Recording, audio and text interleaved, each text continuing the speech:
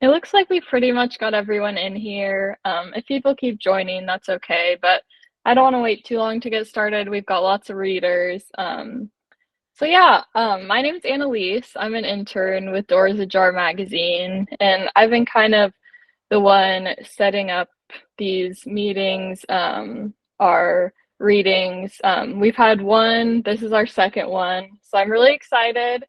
Thank you guys all for wanting to be a part of it and being excited to share your work and hearing everyone else read. I'm really excited. It should be fun. So everyone who signed up should have received the schedule. I just kind of made it random. It's in no particular order, but I just wanted everyone to be prepared for when they're coming up. If you didn't receive the schedule, just go ahead and send me a message and I can send that to you. I was thinking if we could just go through, like, if you have the schedule pulled up after the person before you goes, you can just kind of introduce yourself and jump right into it. I could introduce everyone, but I don't want to mess up anyone's names or anything. So, yeah, if you just jump right into it when it's your turn. And then I also wanted to say that we are going to be recording the meeting. We're planning to put everyone's part of the reading into a YouTube page as like a separate video. But if you guys would rather not, if any of you don't want your section posted on YouTube, that's totally fine. You can just message us and let us know, and we can not post that part. And with that being said, just remember, please keep the space respectful and everything like that. I'm sure we'll have no problems. And then remember, if you're not reading, to just keep yourself muted, because that'll help us be able to hear everyone well and everything like that. With all that being said, I think that's about everything for me. And then Maxwell, if you have anything you want to add to that. Yeah. Hi, everybody. I'm Maxwell Bauman. I'm the founder, owner, and editor-in-chief of Doors Ajar Literary Magazine. Thank you all so much for being here tonight. We're here to really celebrate and showcase so many of our contributors from our spring issue, this beautiful publication. We have it on sale on our website, and you can find it in Barnes & Nobles and Books A Million and independent bookstores nationwide. I'll put a link for where to buy on in the chat group. And with that, I'll throw it back to Annaliese. Our first reader actually last minute couldn't make it. So Jasmyn, if you happen to be ready, take your time. If you want to start us off whenever you're ready, that would be awesome.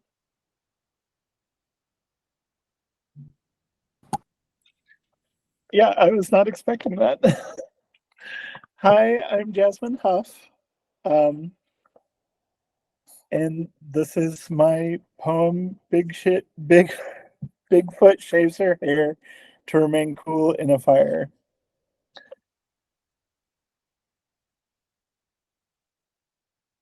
Clippers clog often and clean slow. Massive hands and thick fingers pull thick tufts, no longer useful in overbearing heat. Next, the razor, brand new, soon to be dulled, removing cream and water and rinsing and repeating. Pain and pleasure and goose-pimply smooth skin after the epilator picks and plucks the remaining follicle from the papilla and the capillary. She shaves every summer now as heat rises, hiding human until the world forgets in winter snows. Sweat beads trickles down her bare skin. Frustration growing and fanning the flames of hatred for those demanding she be something else.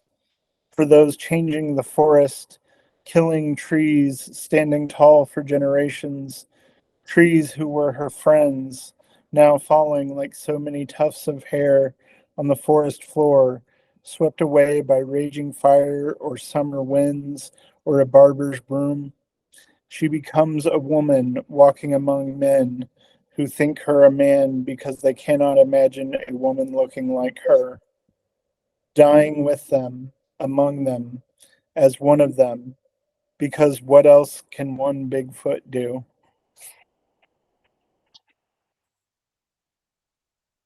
Hi, my name is Marisca Pichette. I have 2 poems in this issue, and I'm going to read one of them, which is called A Letter on the Obvious.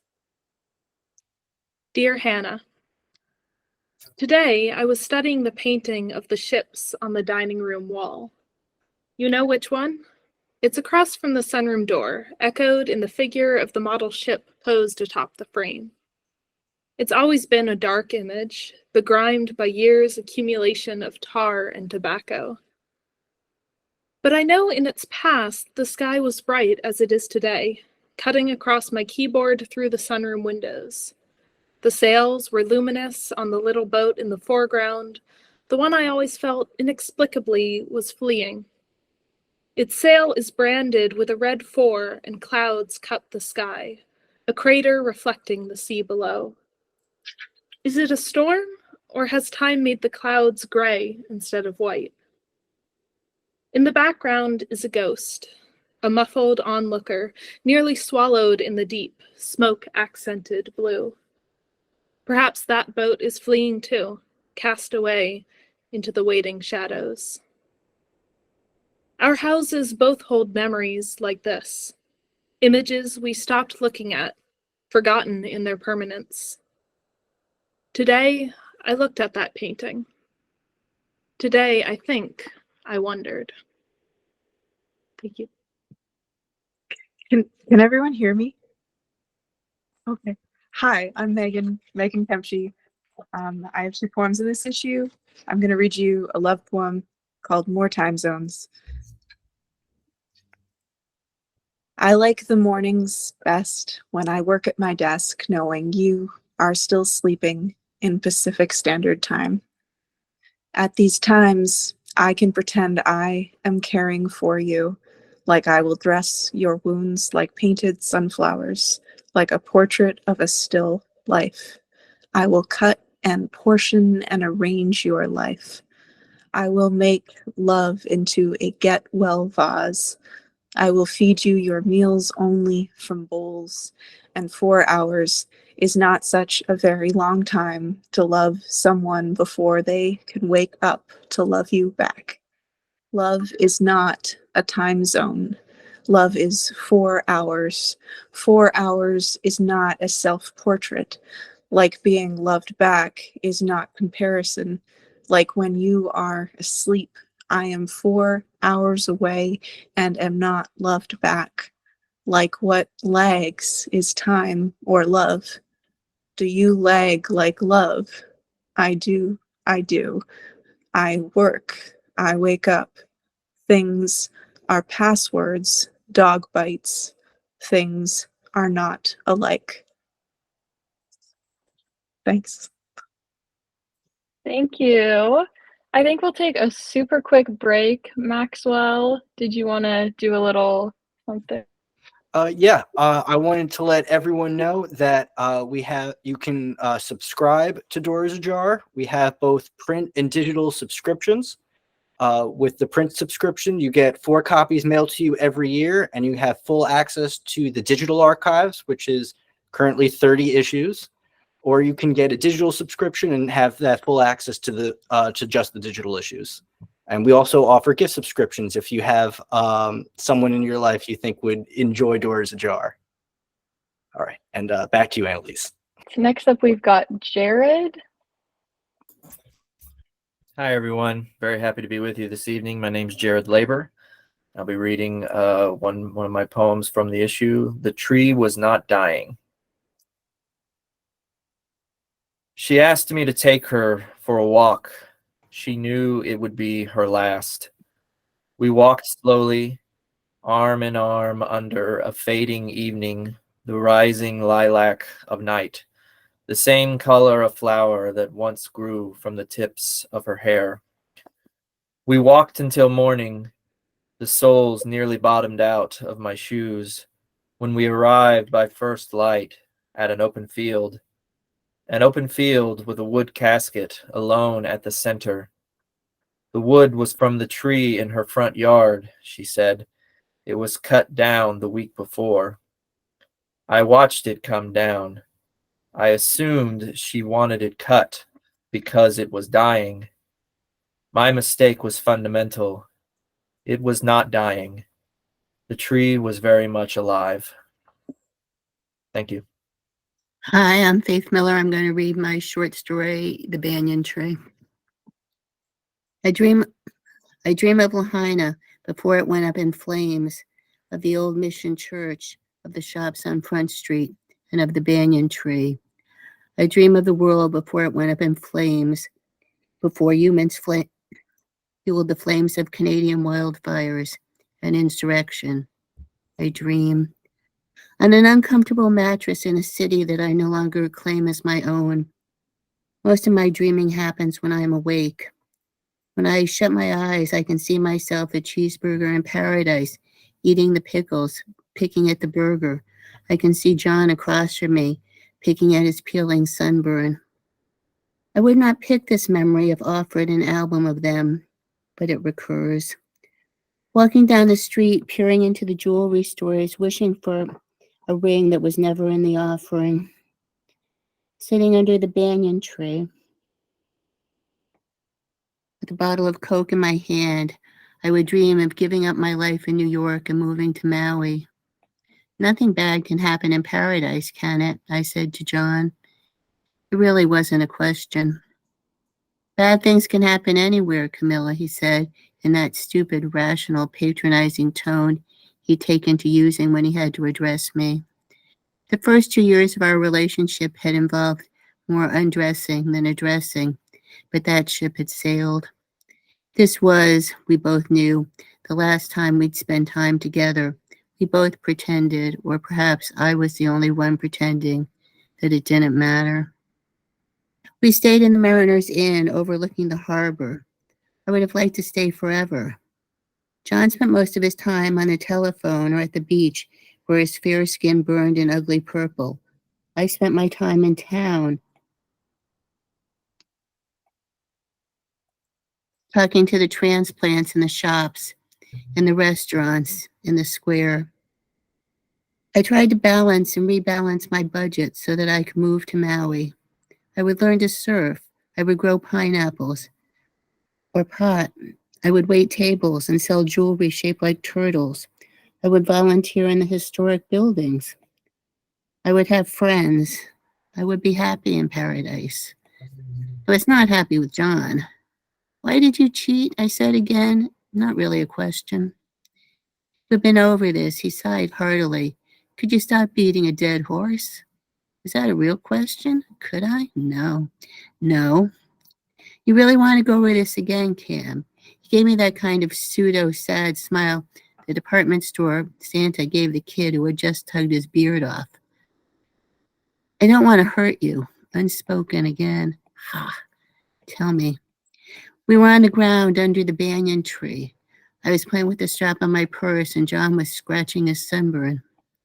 He stopped scratching, spread his arms wide, palms up. The distance, Chicago, New York, you changed, we changed, she was there. They were there, I corrected. John's face matched his sunburn. Okay, they were there. I was weak. What do you want me to say, Camilla? I'm just a man. I flinched. I did not plan to miss him when we parted ways at the airport in Oahu. We had watched the attack on the Capitol together in my apartment on Mott Street. We had sobbed in one another's arms. We had survived the early years of the pandemic, phone sex, Skype sex, sexting, long midnight drives to meet at damp, dumpy hotels in Ohio for a few hours of damp actual sex. I'd lived in his Winston Towers one-bedroom for 2 months, working remotely, then not working at all. He had crowded into my studio for a month and a half at Christmas. I thought if we survived all that, the road was good. It wasn't. John was a professor at Roosevelt University. She was a professor there too. And then there was a conference in Las Vegas. And then there was the bridesmaid at my cousin's wedding. And she wasn't pretty or charming or young or even a stranger. We went to Hawaii anyway. The trip, this trip, had been something we've been planning since the plague filled, nothing making it through the supply chain summer of 2020. We had met in Waikiki 4 years earlier, love at first touch, lust at first sight.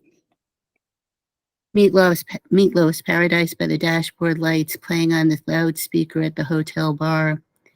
2 Singapore slings later, he'd slung me over his shoulder and carried me off to his suite, where we spent the next 2 days before decamping for Maui.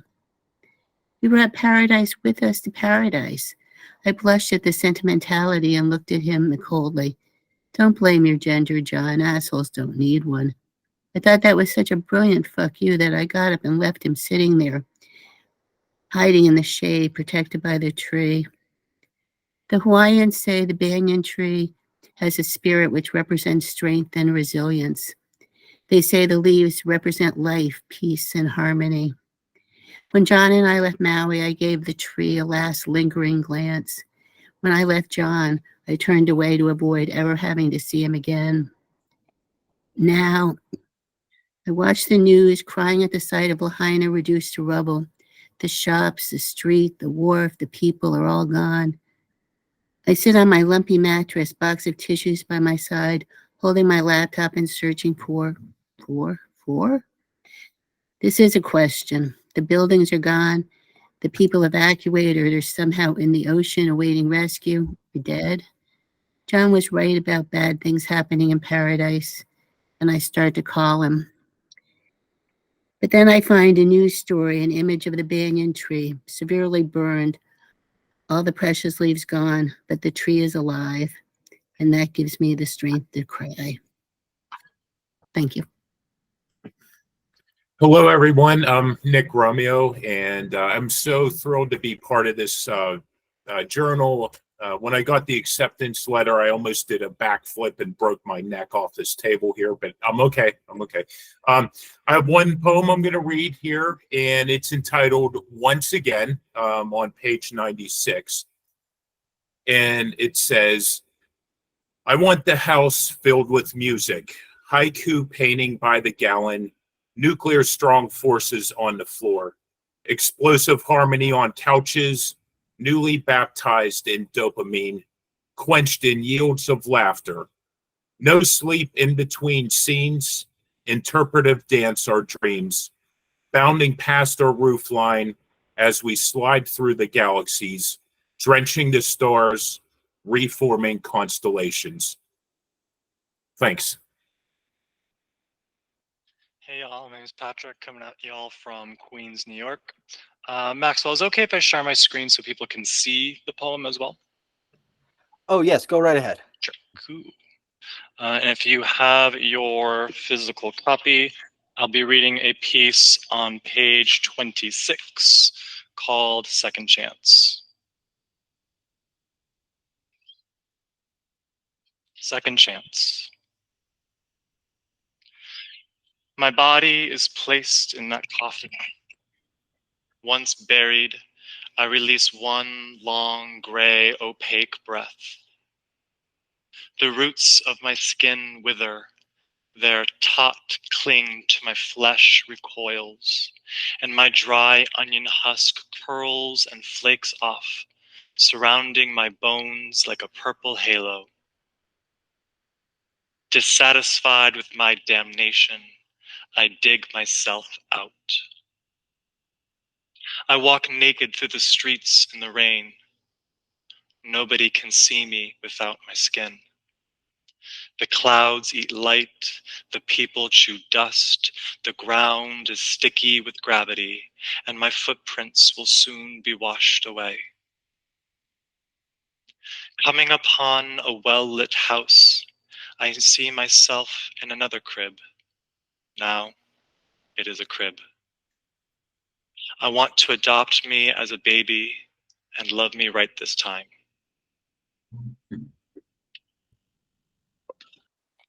Thank you, Patrick. Is Sarah on the call by chance? Sarah Carleton? Yeah, I'm here. I think Okay. if there was a list, I didn't see it, so I didn't know if Sorry. when I was supposed to come on. Yeah. Hey, everybody. I have one poem in the latest issue, and it's called Cat People. So cat people. We sleep in, snoring against each other's necks, then rouse one limb at a time, twisting heads and spines, just short of licking ourselves clean. When we shake off our dreams, fine hairs fly into the wedge of sun that spotlights the carpet. Our noses are dry and our tongues live behind our teeth. We take ourselves for solitary walks with intuition as a leash. We don't jump at visitors, but when a warm body leaves the house, we grieve and crunch snacks till our bowls sit empty, and we're left eating loneliness, the stale air making our purrs brittle. So that's it. It's a shorty. Thanks. Thank you. I'm Michelle Tokarczyk, and I have two poems in this issue. I'm going to be reading one on page 72, an open reading. An open reading is putting a poem in a bottle, tossing it into waves that seem to rush toward you, only to rush away. Watching the bottle bob, hoping it's hardy, can navigate, doesn't get seasick, submerges but surfaces, keeps floating, past the line of your sight, past any cry you might make, hoping it reaches a shore that you can't imagine. Thank you. Hi, my name is Burcu Seyben, and I will be reading my nonfiction short story. Ferris wheel. Buse and Ömer sat on a bench, watching two mothers enjoying the ballerina ride with their young children. The ballerina skirts were slicing up Buse's well-prepared speech about why she wanted to meet with Ömer. The night before, she had patched their relationship's memorable moments into a speech.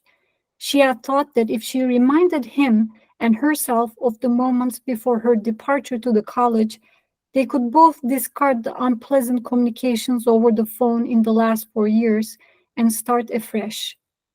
That's why she had brought him here, to the Ferris wheel, because on a Ferris wheel, one could always return to where one had been. Buse was trying to get them back to their happy place. The last time Buse and Ömer were on this specific Ferris wheel, Ömer had thrown up on her. They were almost 16 when that had happened.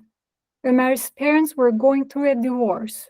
Although Buse and Ömer hadn't seen each other much after they had gone to different high schools, Ömer had called her up to invite her to this amusement park. Buse had run downhill to the park and met with Ömer, who was embarrassedly holding 2 cotton candies at the entrance of the park. A moment later, they started poking the cotton candies. They rushed from one attraction to another, stuffing their stomachs with more candies and drinks until they got onto the Ferris wheel. And on the Ferris wheel, Ömer had turned yellow before he emptied the amusement park treats onto Buse. Buse had taken him back to her house, washed herself, cleaned him, took him to her bed, and put him to sleep. Ömer was remembering other things, though, the things that Buse was trying to forget. You left me. You did, Buse whispered. I thought you would never want to see me again. I didn't want to, so you took revenge. I did. You slept with my best friend. I wanted to live up to your bad words. I hate you. I do too. Why did you invite me here? I have no one else. I have someone. I'm not trying to say I don't have a boyfriend. I literally have no friends here anymore. Okay, but I have a girlfriend. That statement cut into Buse's heart more deeply than she had ever thought it would. She had never thought that Ömer would emphasize the word girlfriend to keep Buse away from him. They knew that they would have girlfriends or boyfriends, but on the day of their first ride on this Ferris wheel, they had made a promise to each other. Ömer had woken up with a fever that night after he had thrown up on her. Buse had been trying to bring his fever down with wet towels. He had pulled her to the bed and started kissing her. They had wanted each other for so long, they had never known the timing of it. That's why they had created false excuses to stay away from each other. But the day of the puke, their young hearts had touched their budding souls. They had become one. It had been so unusual and beautiful for both that they had thought no other future experience would match theirs. That night, they had promised that no matter who would enter their lives in the future, they would always love each other. They made that promise because they knew that their parents' love didn't last. They made that promise because they wanted theirs to be infinite. Do you want to go on the Ferris wheel? No, there's a bar close by. Okay. They sat at a corner in the bar. They talked for hours. Ömer told Buse everything that she didn't need to know about Ömer's present girlfriend. Buse didn't tell Ömer anything personal. Buse didn't want to get in touch with her high school friends on her return because her return to Turkey meant a failure. And Buse had hoped that Ömer would always be there for her. After the bar, Buse and Ömer headed to his mother's nursery. Ömer had quit studying economics as his father had wanted him to do and started studying music. He was teaching music to 5-year-olds during the day at his mother's nursery. In return, he was able to practice as much as he liked at nights there. Ömer gave Buse a tour de force of his renderings of the performances belonging to his favorite jazz drummers, Jeff Ballard, Brian Blade, Joe Morello, and Art Blakey. Ömer had to make sure that Buse desired him more than he desired her. They had started reliving each other's bodies much before Ömer had put his drumsticks down. As the rhythm of their clashing flesh resonated within the walls of the nursery, their hearts bid farewell. They would no longer be lovers. They could no longer be friends. Hello, everyone. I hope you're enjoying this as much as I am. My poem is on page 15, and I'm going to read it now. Repeated blessing. I saw a mob chased by a man, and I knew that I had to be mistaken. Such things are fantasy until we zoom in on the man. I zoomed in on that type of man who terrorized my youth, who smelled of weed and booze, who wallowed in somber mood. They wallowed in somber mood when I announced I was quitting law school to teach the kids before they meet their breaking fate of incarceration. Their breaking fate of incarceration was a constant bleeding story, growing up in a house full of screams and fists ready to pommel your dreams. And those fists that pommel dreams never scared me enough to forfeit my soul. Back then, when my thoughts were gold, and I thought my life was for me. Thank you, everyone. Hello, my name is Krista Puttler. I'm coming from Norfolk, Virginia. Thank you so much for having this magazine. I'm going to read one of my poems from page 113. Advice to my 40-year-old friend. Marriage. Just jump right in. That is what you do. Like a seed germinating between 2 rotted porch boards and an inch of spilled over soil. From an above ground, mail order wooden planter. Who orders things by catalog anymore? Phone number and page number and item number. Who can predict the next 10 years? A lifetime? No one. You hope and guess and lie and cajole, and you build yourself a nice little life, one leaf at a time. Thank you. Hi, I'm Peter Kaczmarczyk, and I had 3 poems accepted for this, which just totally blew me away. Thank you, Maxwell. After going back and forth repeatedly, I've decided I'm going to read you one called Goodwill. He shopped at Goodwill, where his imagination could run free, as others cast off memories, fulfilled his fantasies. An old wooden box became a chest for all his treasure, a chipped wine glass, a chalice to raise a toast to friends both present and nearly forgotten. And many a day he would spy the Romani woman with dress flowing, her shining eyes distant as she searched the shelves the same as he. Her home was a trailer by the pond. Surely, he thought, she must be his lady of the lake. Sometimes he'd be brave, cast a smile her way, before impure thoughts brought a blush, and he'd scurry off behind the furniture. But his indiscretion never dampened his dreams. He knew they each were the last piece of treasure the other was meant to find. Thank you. Before we move on, Maxwell, did you just want to jump in and talk about some of our upcoming events and stuff? Oh, yeah. We have a number of upcoming festivals and book fairs that we're going to be at in person. The next one is the Rainbow Book Fest in NYC, and that's going to be on April 20th from about noon to 5 p.m. And we'll also be at the NYC Poetry Fair on Governor's Island. That's July 13th and 14th. And we have all this information and then some on our website, and I'll be sure to include that in the chat. So next up, we've got Donnie. All right. Hello, everyone. It's so wonderful to hear everyone's work. And thank you, Maxwell and Annaliese, for organizing this. I'm going to read my poem. It's in the hard copy, page 114, Human Composting. Put me in the ground straight when I die. No box or tears or ceremony. I want to get right back to where I came from. The dirt, the silt, the little particles of sharp rock to slough off the skin of my back, to have my cell walls crumble, to give in finally, to lay down into the earth, let the soil's microbes rise up, to catch me as I ooze out of myself. All that movement, all the busyness of the worms and roots reaching into me, effervescent, and I'm carried away.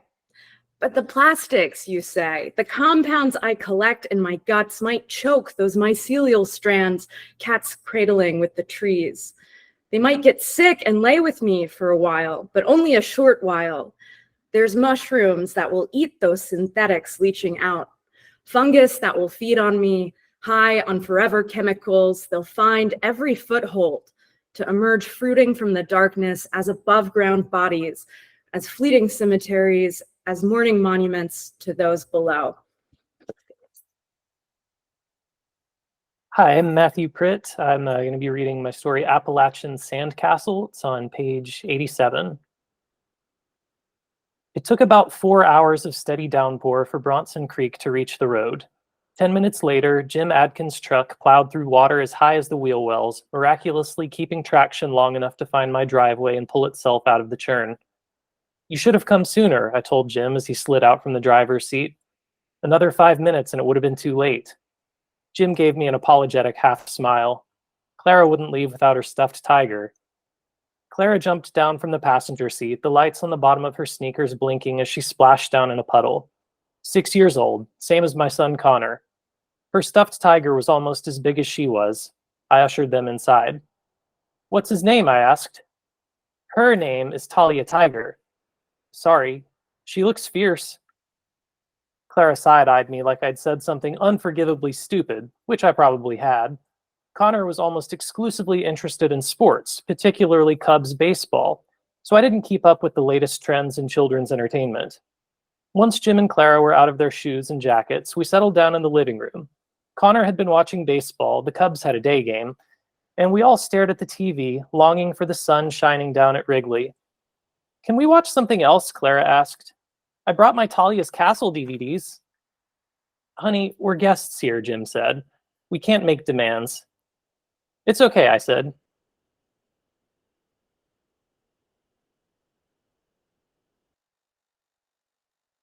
Already 2 years away from getting called up. He knew more about the players than he did his own friends. But this game was a laugher already. Cubs led 9-1, and it was still only the 5th inning, so he'd get over it.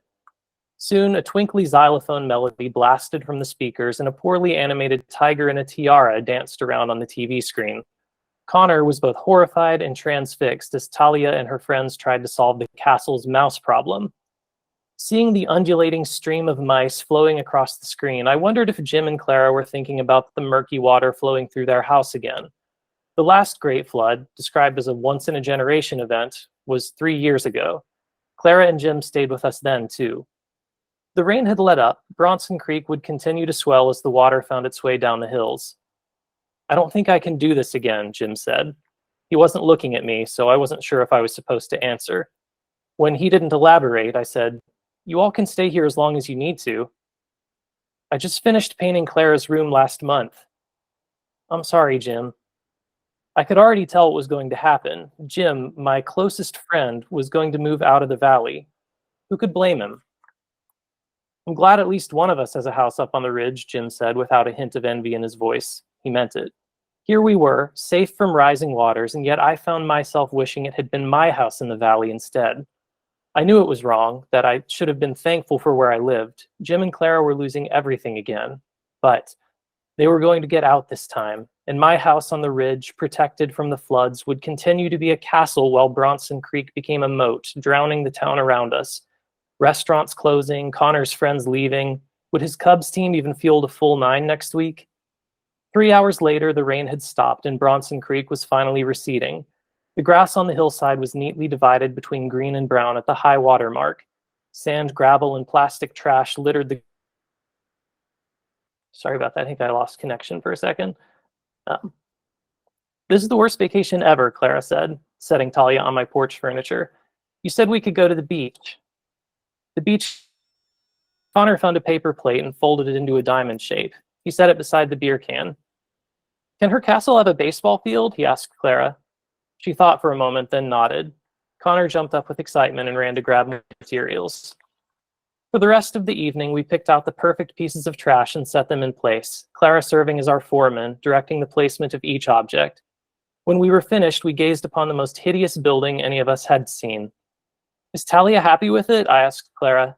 She looked at Talia, then back at the castle. No. She ran forward and kicked as hard as she could. Small as she was, she hardly disrupted the pile, but the impact was enough to knock over the more precariously placed towers. Jim grabbed Clara by the wrist and admonished her. But what was there to get so angry about? Our castles were crumbling anyway. If a 6-year-old's imagination wasn't enough to save us, nothing was. Whether tigers could play baseball or hunt mice or survive the next worst flood, we were hopeless if we couldn't take whatever bricks washed up and build something, anything beautiful, even if the next flood, reliable as the tides, washed it all away. I'm Darlene Bester. I'm from Minnesota, and I had 2 poems published, and I'm going to be reading a poem called No Sale. The cat slept in the store window, her warm hair shed like leather peeling off old book covers. My lace boots stand on cracks in the sidewalk, the ins and outs between 2 square stones.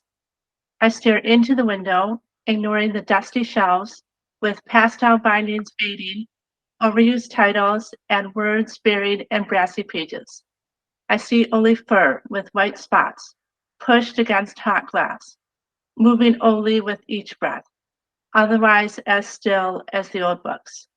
My leather boots as still as the old books. Thank you. Thank you. My name is Sofia Drummond-Moore, and I'm going to be reading my short story. It's on page 42. It's called Letting. When I take their blood, I take their dreams. The one who teaches me does not know this. He knows only phlegmat, sanguine, melanch, choleric. He teaches me the old ways, yes, that through letting a person can become a great work. We let the blood to balance the body. A balanced body is astral, essential, united. The blood is the salt of the stars. Blood is the fabric of earth. Blood pulls the heavens to us as blood is heavy. I came to be the bloodletter's apprentice the same way I came to life. A leaving and a finding, little foundling. The town found me as a babe crying by the well, naked as I was born, an angry, spiky, girlish person. They gave me to the bloodletter, to let grow, to be let. Estrid, he named me. He be nothing like a family, but he is mine. He lets me call him his name, Warren, instead of master. Warren says people need be all four. Phlegmat, sanguine, melancholic. Illness comes when the balance is disturbed. This I know. Those phlegmat are full of phlegm, quiet, broody, like I be in the morn. Those sanguine are bright as their abundance of red blood, but birdy also, prone to flights. Melanch people are full of black bile, weighed down by it too, sluggish, passive. The choleric are what Warren says I am mostly, yellow-biled and full of energy. He worries not for me, though, for I am all things. I am happy when the wind is good and the food is very hot, and when the little rat catcher purrs in my lap. I am weighed down on nights when the wind is bad, and when I think of the horse I knew who died and rotted in the hollow. When I take the blood, and the dreams I get are bad. Today we let blood from the right hepatic vein of Godfrey Faulkner. He fears some live thing be in his belly. He swears it waxes big, rises up his throat. His dreams are bony, dry as sun-bleached wood, thrashing like a bad-born goat. I do not like Godfrey Faulkner. He, like his dreams, reminds me of kicking legs held down hard. I do not smile when Godfrey appears again, striding and waving at mass. We take 8 ounces of blood from the cephalic vein of Gemma Hayford. Her torment is grief bread. Weeps munch, heavy head, husband lost. I use my thumb lancet with its little tortoiseshell case. Melancholia cum delirio, Warren whispers, delirium. Her dreams are soft green, first like moss and then like rot. A touch could cave her in. I see her days after by the well.